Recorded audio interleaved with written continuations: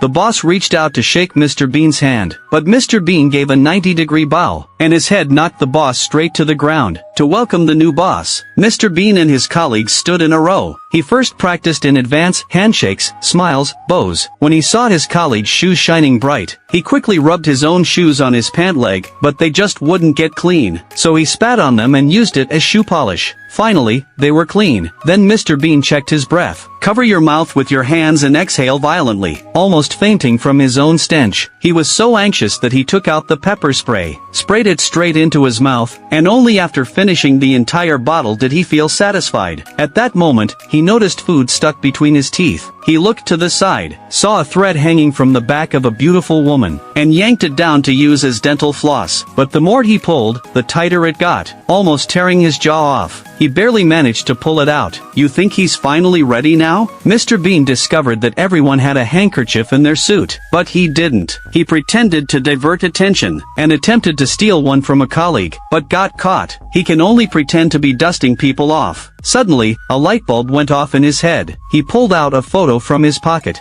folded it a few times, and stuffed it into his suit pocket. Instantly, it became a fake pocket square. Then he realized his fingernails were too long. He tried biting them, but couldn't. Suddenly, inspiration struck. He used his pants zipper to scrape them all off. Just then, the boss arrived, shaking hands with everyone one by one. Mr. Bean suddenly realized his zipper wasn't pulled up. He frantically operated on the spot, but just as the boss extended his hand for a handshake, Mr. Bean got too nervous, bowed deeply, and knocked the boss to the ground. Mr. Bean was so scared that he turned around and ran away.